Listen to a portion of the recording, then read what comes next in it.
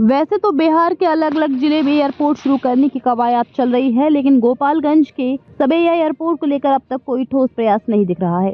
Sabaiya airport से उड़ान सेवाएं कब शुरू होंगी, ये स्थिति स्पष्ट नहीं हो पा रही है। लेकिन इन दिनों गोरखपुर एयरपोर्ट के जो हालात बन रहे हैं, उससे सबैया की जरूरत महसूस हो रही है। दरअसल बीते कुछ दिनों में ऐसा हुआ है कि गोरखपुर एयरपोर्ट पर हवाई यात्रियों को भारी परेशानी का सामना करना पड़ा है। हाल ही में एक और जहां फ्लाइट्स अपने तय समय से काफी देर से पहुंची और रवाना हुई, वहीं एप्रन खाली न होने की वजह से कई विमानों को टैक्सी वे पर ही खड़ा रहना पड़ा। इस दौरान विमान में सवार यात्रियों को आधे से 1 घंटे तक अंदर ही इंतजार करना पड़ा। टर्मिनल भवन के भीतर और बाहर भी अव्यवस्था का आलम रहा। वहीं बेंगलुरु और दिल्ली से आने वाली उड़ानों को देर से लैंडिंग की अनुमति मिली। केवल आगमन ही नहीं, प्रस्थान करने वाली उड़ानें भी बुरी तरह प्रभावित रहीं। एयरपोर्ट पर सबसे ज्यादा परेशानी उस समय हुई जब एप्रन की जगह फुल हो गई, जिस वजह से कई विमानों को रनवे से टैक्सी वे पर ही खड़ा कर दिया गया।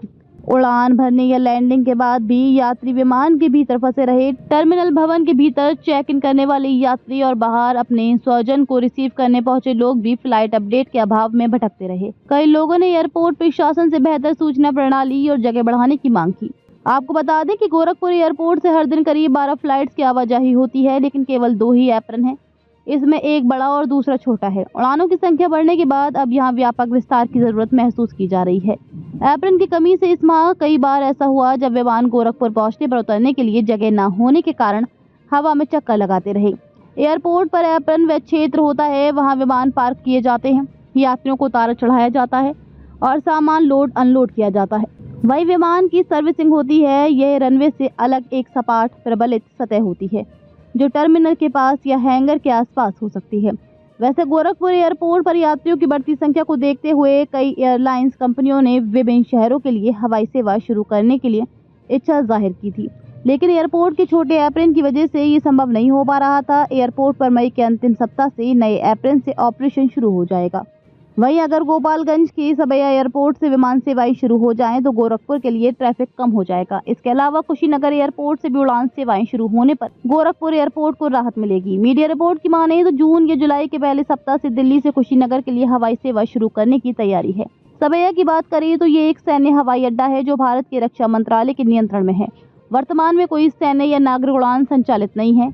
ये 517 एकड़ में फैला हुआ है और द्वितीय विश्व युद्ध के दौरान ब्रिटिश वायुसेना द्वारा उपयोग किया गया। सबैया एयरपोर्ट अभी प्रारंभिक चरण में है और इसका विकास रक्षा मंत्रालय की मंजूरी पर निर्भर है। ये गोपालगंज और बिहार के लिए कनेक्टिविटी बढ़ा सकता है, लेकिन प्रगति धीमी है। कुशीनगर इंटरनेशनल एयरपोर्ट बौद्ध तीर्थ यात्रियों के लिए महत्वपूर्ण है, लेकिन कम उड़ानों और गोरखपुर से प्रतिस्पर्धा के कारण संघर्ष कर रहा है। गोरखपुर एयरपोर्ट क्षेत्र का सबसे सक्रिय और स्थापित हवाई अड्डा है, जो कुशीनगर और सबैया की तुलना में बेहतर कनेक्टिविटी प्रदान करता है। इसका नया ग्रीनफील्ड प्रोजेक्ट भविष्य में इसे और मजबूत करेगा। गोरखपुर टर्मिनल का विस्तार भी हो रहा है। गोरखपुर एयरपोर्ट टर्मिनल का क्षेत्रफल 62,000 वर्ग मीटर होगा। ये वर्तमान टर्मिनल से कई गुना बड़ा होगा, जो केवल 3,400 वर्ग मीटर का है। टर्मिनल का डिजाइन और लेआउट भारतीय विमानपत्तन प्राधिकरण द्वारा मंजूर है। पर्यावरण, वन और जलवायु परिवर्तन मंत्रालय से अनापत्ति प्रमाण पत्र। गोरखपुर एयरपोर्ट का नया टर्मिनल भवन आधुनिक सुविधाओं और बढ़ी हुई क्षमता के साथ क्षेत्रीय हवाई यात्रा को बदल देगा।